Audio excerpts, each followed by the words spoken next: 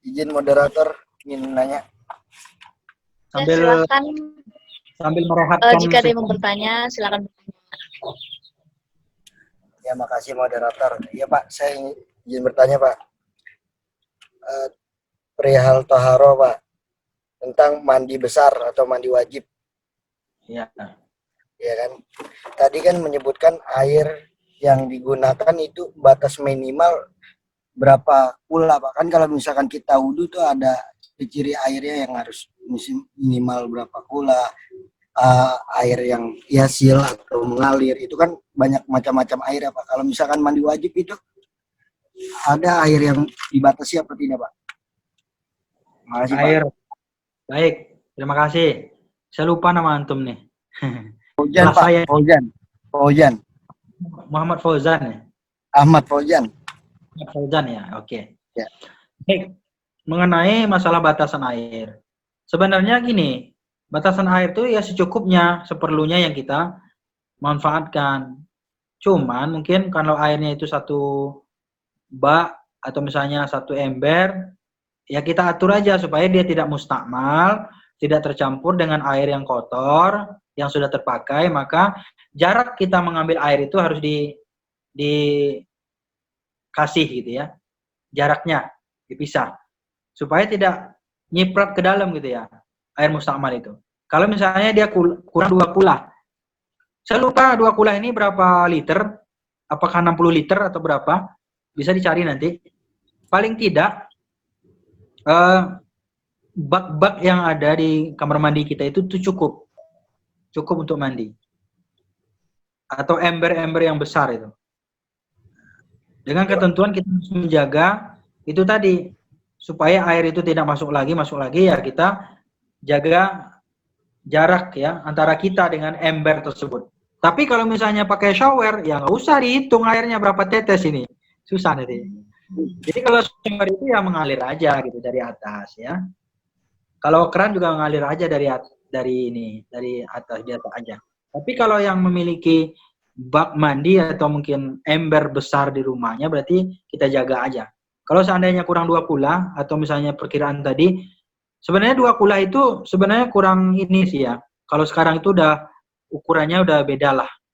Kalau itu kan karena memang zaman dulu tuh ya. Sekarang air kan udah banyak lah gitu ya. Nah, jadi untuk ada beberapa pendapat ulama itu intinya airnya itu tetap bersih, ya kan? Bukan Ya. ukurannya sebenarnya, tapi status air itu bersih atau tidak, bersih dan bisa mensucikan atau tidak, kan itu ya. Jadi meskipun dia kurang 2 kula atau dikit, kalau dia bersih ya boleh saja. Nah itu. Nah, oke ya, itu mungkin jawabannya teman kita Fauzan. Mudah-mudahan bisa difahami. Intinya bukan dilihat kepada kuantitas sebenarnya, tapi kualitas airnya. Nah, itu kesimpulan saya.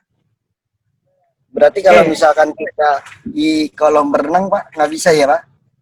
Bis, kolam renang itu makanya karena udah banyak begitu tuh namanya air yang banyak. Jadi nggak perlu lagi dihitung lagi itu. Seandainya ada orang pipis, kan nggak ada masalah juga. Nggak kerasa juga hangat-hangatnya. Bagaimana? Ya kan? Kan mustakmal Pak. Mustakmal yang udah telah.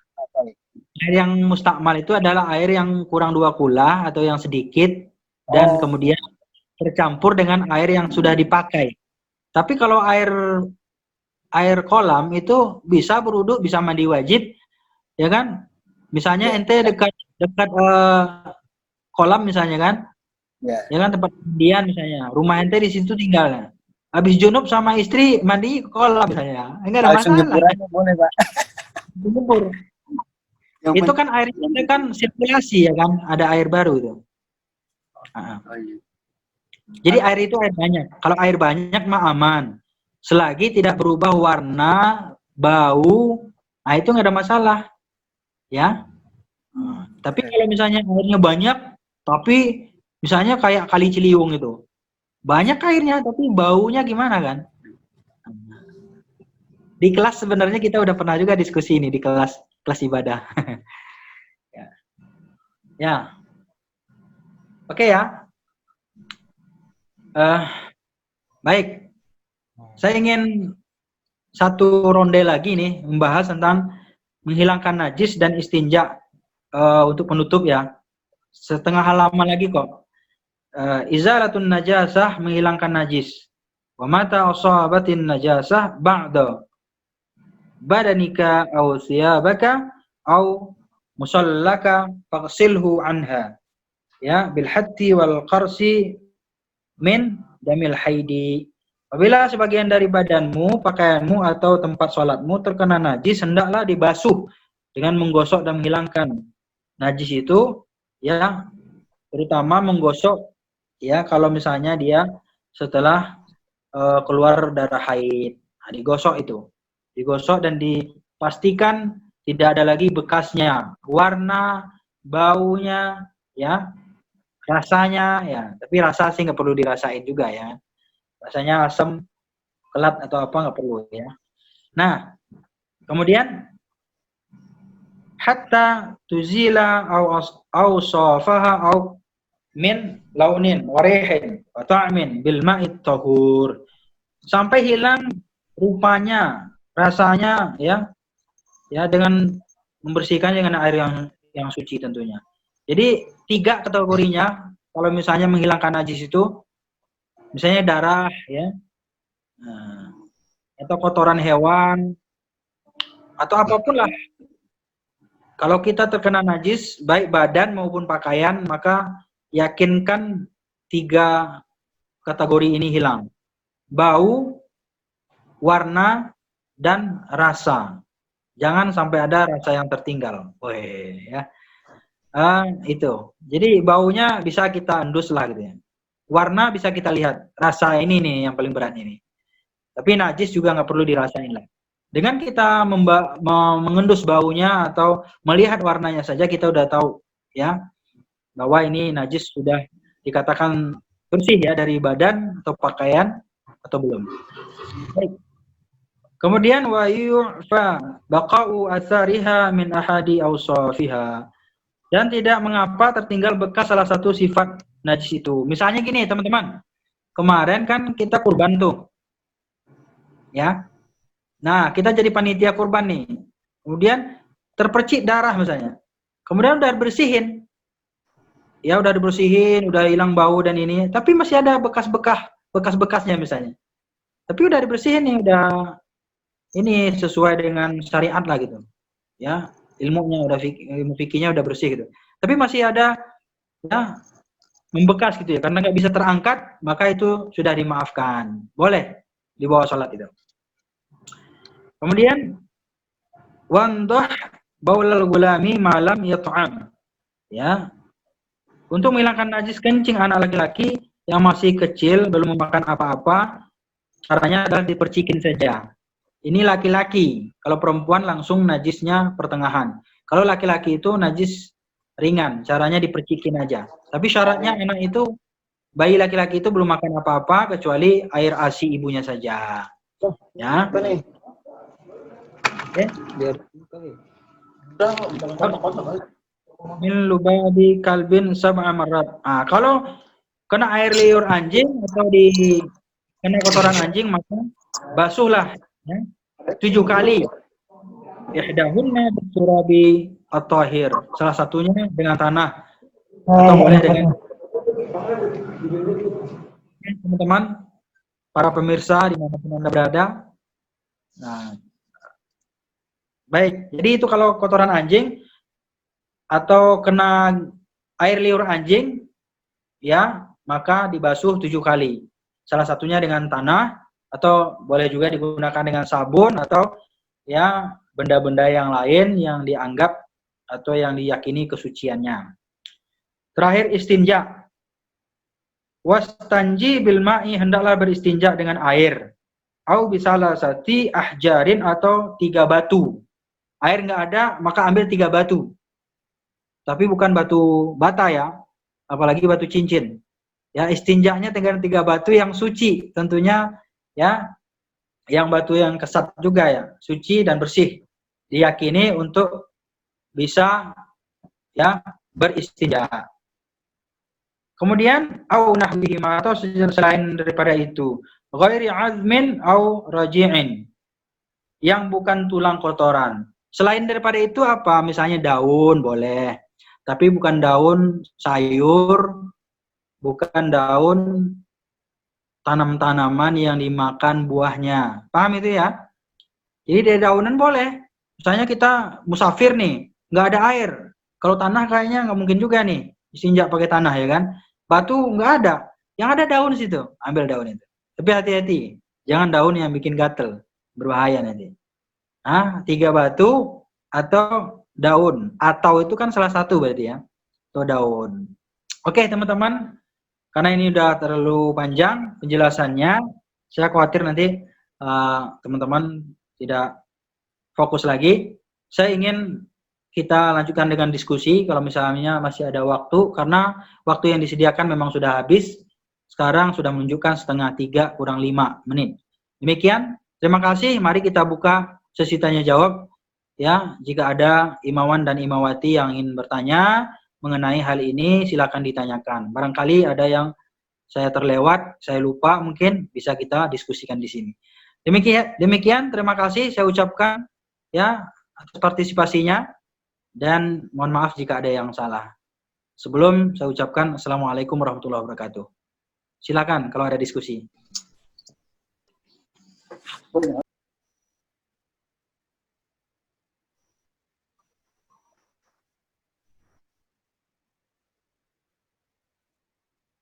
Bagaimana? Ada yang diskusi? Pak, saya ingin bertanya, Pak. Ya. Apa? Khalisah. Iya, Pak, saya Nur. Ini kan saya ingin menanya mengenai toharoh. Nah, ada yang kan kalau bilang itu yang membatalkan toharoh itu adalah najis seperti itu ya, Pak. Tapi kan ada yang bilang bahwasanya jangan makan nanti batal, katanya begitu. Nah, itu apakah benar, Pak? Apakah itu valid maksudnya dalam ilmunya, dan kalaupun nggak valid, apa gitu Pak alasannya? Dan juga untuk mengenai wudhu Pak, dan wudhu itu kan kalau cewek sama cowok tadi Bapak bilang yang mengenai rambut Pak. Nah kalau Ya. cowok kan sampai belakang banget ya Pak ya. Nah kalau cewek kan nggak sampai belakang banget. Nah itu kenapa Pak alasannya Pak? Makasih Pak. Terima kasih, bagus pertanyaannya. Saya jawab dulu ya sambil teman-teman nunggu pertanyaan lain. Mengenai masalah apa tadi ya? Masalah yang pertama apa tadi? Boleh. Yang apa tuh toharoh, membatalkan toharoh itu kan najis. Tapi ada yang bilang makan itu katanya juga membatalkan Pak. Makan. Saya jelasin, tidak ada satupun hadis Nabi mengatakan bahwa makan itu membatalkan wudhu. Makan tidak membatalkan wudhu. Tapi makan bisa membatalkan puasa. Jadi kalau makan membatalkan wudhu, repot nanti. Apalagi orang yang berpuasa, kemudian dia buka ya kan, kemudian langsung sholat gitu. Jadi makan itu tidak membatalkan wudhu. Iya, makan tidak membatalkan wudhu. Tapi mengganggu nanti mengganggu kekhusyukan dalam ibadah sholat. Kenapa? Misalnya kita nih habis wudhu nih makan, kemudian sholat. Kan apalagi misalnya makannya terburu-buru. Itu kan ada sisa-sisa makanan yang nempel-nempel di gigi kita, di gusi kita, ya kan?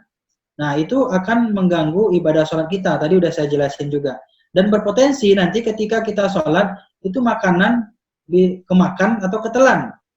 Nah, maka oleh karena itu, ya, untuk menjaga, ulama berpendapat untuk menjaga daripada kekhusyukan ibadah sholat kita, agar sholat kita tidak batal, ya, maka lebih baik kita tidak makan setelah wudhu. Dan lebih baik lagi kita gosok gigi, tadi kan disunahkan begitu ya, biar lebih aman. Nah, jadi intinya saya tegaskan, di tarjih pun dikatakan tidak ada yang namanya makan itu membatalkan wudhu. Tidak. Membatalkan puasa itu pasti. Ini yang pertama jawabannya. Yang kedua, saya ingin sampaikan juga bahwa masalah mashul roksi, mengusap kepala. sebenarnya minimal mengusap kepala itu kan 3 helai rambut saja itu sudah sah menurut sebagian ulama, ya kan? 3 helai itu. Gini aja doang, udah sah. Ya. Tapi kan untuk menyempurnakan, sebagaimana yang ditarjih tadi, maka kita disunahkan untuk menyempurnakannya sampai semua kepala itu diusap. Mengusap itu tidak perlu banjir atau basah gitu kan, ya kan? Namanya mengusap. Mengusap itu mengusap aja, bukan membasuh. Bedain mengusap dan membasuh. Kalau membasuh sampai ngalirin air, paham ya? Kalau mengusap itu cukup dengan ini aja, ambil air giniin. Dan wanita pun sebenarnya bisa mengusap secara sempurna. Kan tadi ada dikatakan di tarjih itu alal imamah, di atas sorban. Nah, karena wanita tidak pakai sorban, maka wanita itu boleh diusap di atas jilbab. Misalnya depannya ini nih, di depannya kamu punya rambut nih. Misalnya kan agak ditarik depan kan, belakang kan, jilbabnya kalau wudu ditarik belakang biasanya dikit, biar nggak kena air. Nah, di sini sampai atas, sambil atas gini. Nah, kuping bagaimana? Nah, biasanya kalau yang wudu kan kupingnya di ini, ya kan? Dikeluarin itu kan biasanya, benar nggak? Ini ketahuan saya ngelihat wanita lagi wudhu. Biasanya kan dikeluarin kupingnya tuh kalau wudhu. Nah, boleh bagi wanita itu ya untuk menyapu sekadarnya saja atau menyempurnakan sampai belakang, sampai kuping tadi. Ya.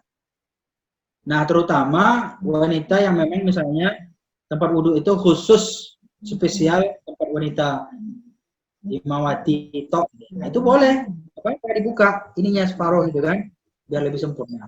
Tapi kalau misalnya tempat wudhunya di luar dan orang lain ya laki-laki yang bukan mahramnya melihat, maka cukup diusap di atas saja.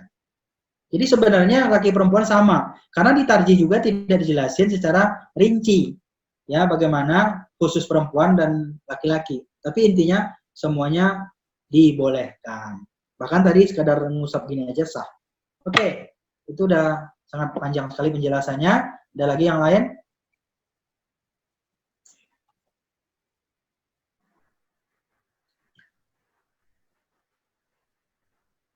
Cukup. Pak, izin bertanya. Ya. Nisa, Sabian. Bukan Pak.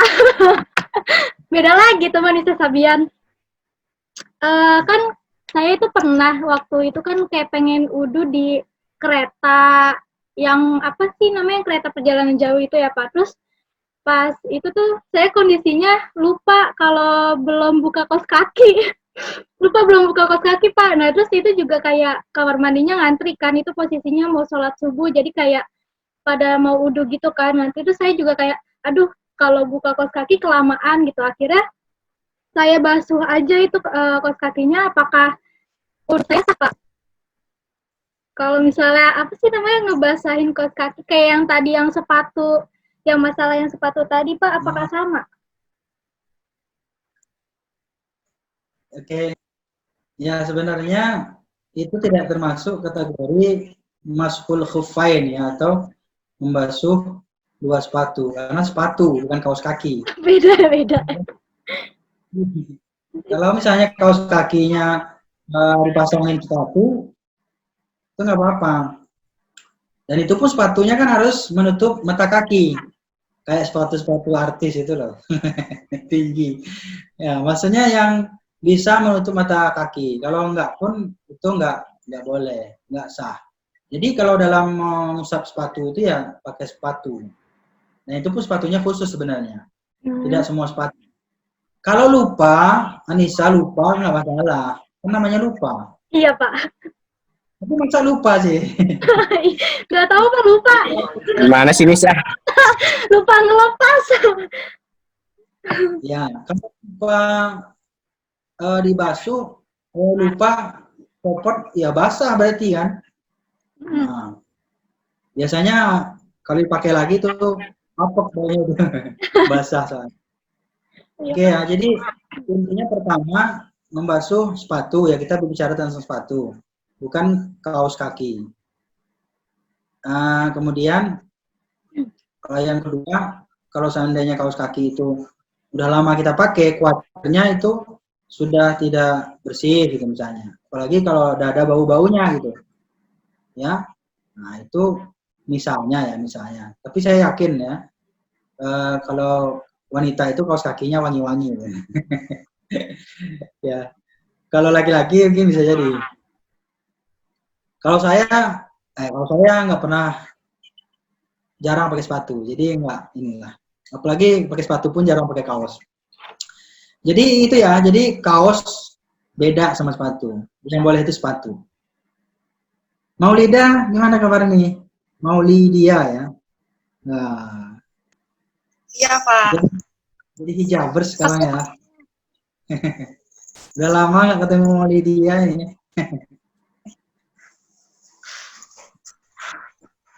Pak, saya mau nanya. Ya, silakan. Pak, saya tuh dulu pernah belajar. Kalau kita, itu kan zaman sekarang makanya bak ya untuk mandi, untuk menampung air.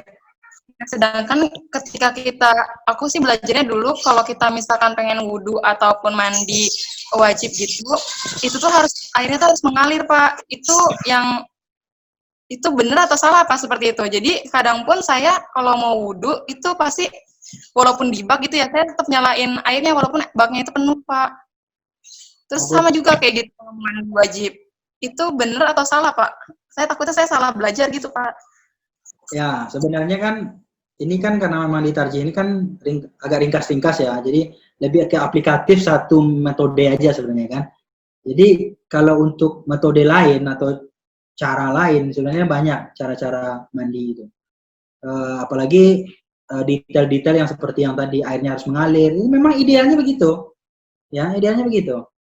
Makanya boleh dan bagus kalau misalnya, kan saya sampaikan juga tadi, kalau maksud saya berbicara tentang shower berarti kan mengalir itu.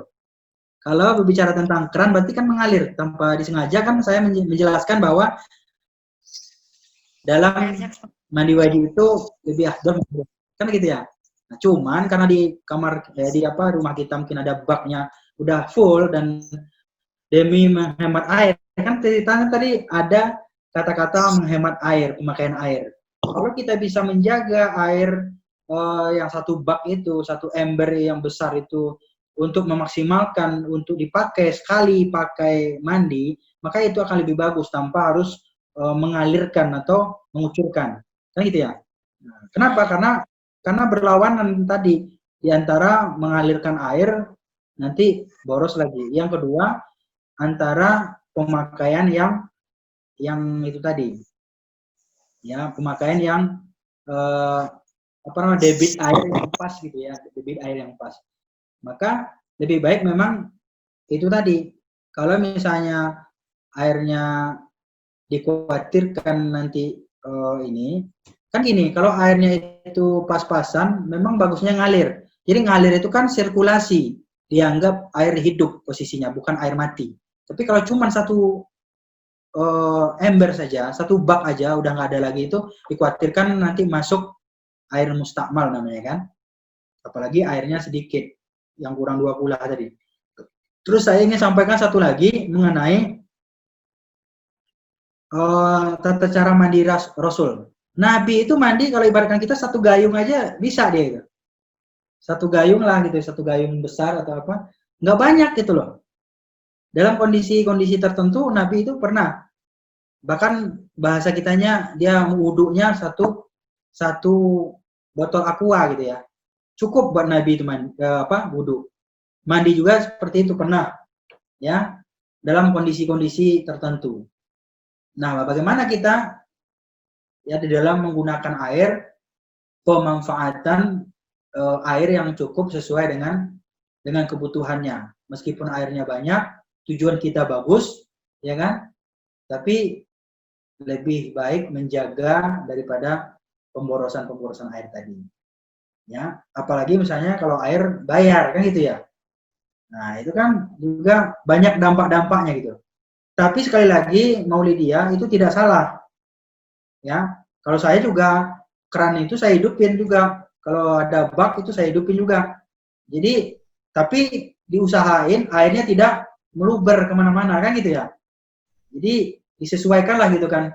Kita ngambil airnya, gayung misalnya, airnya tetap sirkulasi.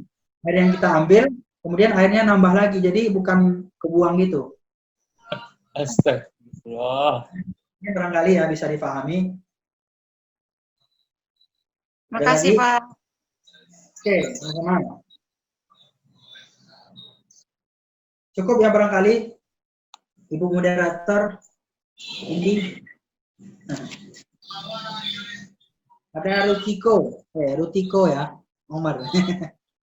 Cimutia, ada Ehsan, Rizky, saya absen ini, Lemadu Sadia, Indi, Agus, Lena, Zihan Fauzia, Dita, Naila, Ratih, Khalifatul Hukman. Ini beberapa sudah pernah belajar di kelas saya, kelas AIK ini ya.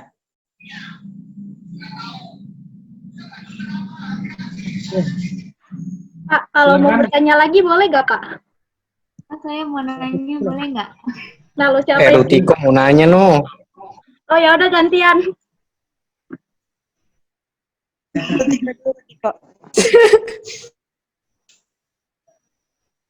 Silakan. Eh,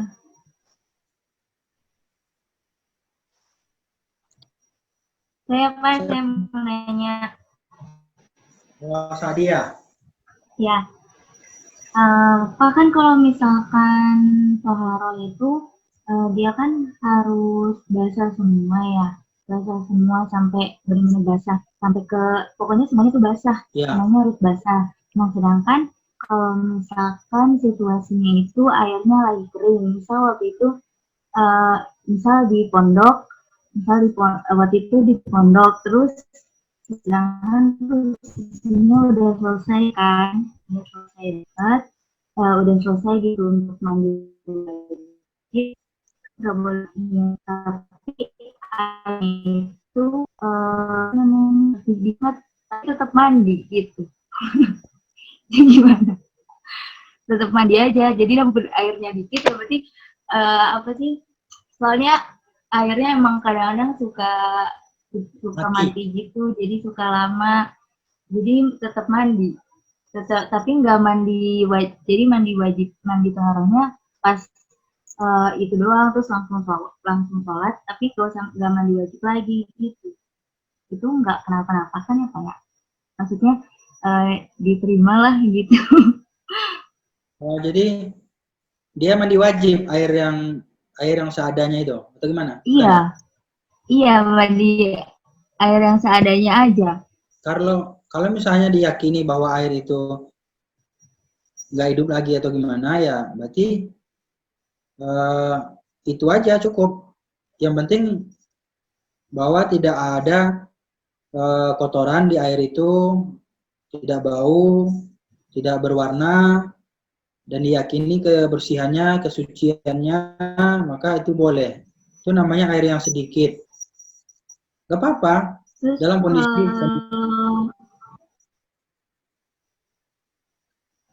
kecuali misalnya airnya sudah dipakai teman misalnya, atau airnya yang sudah apa namanya, ya sudah mustakmal. Air mustakmal itu boleh ada dua, buat nyuci pakaian sama nyuci piring misalnya, boleh. Kalau buat mandi wajib atau berwudu tidak boleh. Cuman kalau kita di pondok kan kondisinya darurat misalnya, nggak tahu nih kapan air akan hidup atau gimana. Sementara sholat udah masuk nih. Ya udah, kalau mentok-mentoknya nggak ada apa namanya, nggak ada air, berarti sebenarnya boleh saja kita tayamum, tidak salah itu. Cuman untuk mengafdolkan, gunakan air itu untuk membersihkan kotoran-kotoran yang ada di badan kita dulu. Untuk membersihkan kotorannya. Jadi supaya apa? Supaya lebih nyaman ketika mau beribadah. Boleh. Jadi karena itu bukan keinginan kita. maaf kan Leo. Maaf aja ya Pak ya. Ya, Maaf Bu. ya kondisi seperti itu ya jadi darurat jadinya kondisinya. Kalau misalnya air tidak tahu lagi kapan hidupnya, nambahnya gitu kan. Sehingga menyulitkan kita, ibadah udah mau ini datang. Nah, sementara apa namanya? Kita kerepotan. Ada lagi waktu saya ngaji di Majlis Tarjih, gini deh. Saya kasih contoh. Waktu sholat udah masuk nih subuh, waktu itu saya di bandara. Sementara habis subuh ini langsung masuk pesawat. Nah, karena di bandara itu kan musolanya kan kecil ya, dan kerannya juga cuma 2 atau 3, sementara orang banyak antrian. Gimana nih kira-kira? Nah, saya pernah nanya posisi seperti ini ke guru saya, ke dosen saya juga. Dalam kondisi seperti ini, air dikit, musola kecil, sementara subuh, habis subuh langsung naik pesawat. Daripada ketinggalan, akhirnya apa? Bagaimana? Ya udah, kita dibolehkan untuk tayamum, kemudian udah sholat aja. Sholat juga di mana aja boleh, di pelataran, ya di pinggir-pinggir kursi itu, nggak mesti di musolanya, karena musolanya kan penuh, terbatas kuotanya. Nah, dalam kondisi ini saya bisa memahami ya seperti yang dialami di pondok itu, karena saya juga 7 tahun di pondok itu, air yang kita gunakan ya airnya ya air yang seadanya aja. Kadang-kadang juga warnanya udah hijau-hijau gimana gitu. Ya, mau di mana lagi ya kan? Karena banyak yang mandi sampai ratusan mungkin, bahkan ada yang ribuan mungkin ya yang mandi. Jadi air yang tadi dipakai teman kepakai lagi sama kita gitu. Kadang-kadang udah dapat sisa kalau terakhir-terakhir. Jadi itulah daruratnya. Tinggal ini merupakan tanggung jawab pesantrennya. Gimana cara mengakalin supaya anak-anak muridnya tidak mendapatkan kesulitan. Karena pesantren yang berdosa nanti ketika bersuci tidak sempurna kan gitu ya. Nah, jadi intinya bagi kita siswa, santri boleh saja. Oke, itu yang bisa saya jawab. Mungkin kita cukupkan sampai di situ ya. Silakan kalau ada lagi. Dari Ruciko mau tanya. Ruciko mengalir sampai jauh. Mana Ruciko nih? Hilang. Gimana Indi?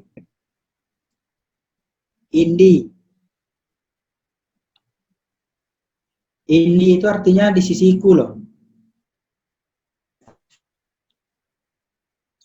Bahasa Arab.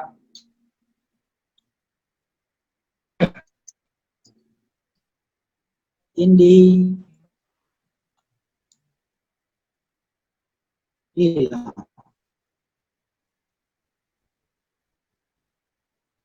Ruciko mau nih bertanya. Tingginya lagi sinyalnya Pak, maaf. Moderatornya sinyalnya sedang approve masalah. 2 menit lagi lah ya. Anissa kalau mau jadi mau nanya. Iya Pak mau nanya tapi di bukan apa ya, bukan toharoh, bukan toharoh. Yang tadi Pak kan, Ya. tadi kan Bapak bilang kalau misalnya untuk niat itu kan tidak dibaca atau dilafazkan. Terus bagaimana kalau misalnya dalam sholat, misalnya kan misalnya itu maksudnya dilafaz dan dibaca itu kan kayak di apa ya, kalau misalnya usoli itu tuh dilafazkan bukan sih Pak? Oke. Untuk niat, terutama di tarjih, itu tidak dilafazkan dan tidak wajib. Karena memang tidak ada satupun Nabi yang menjelaskan tentang wajibnya melafalkan niat atau membaca usolli. Itu yang pertama. Yang kedua,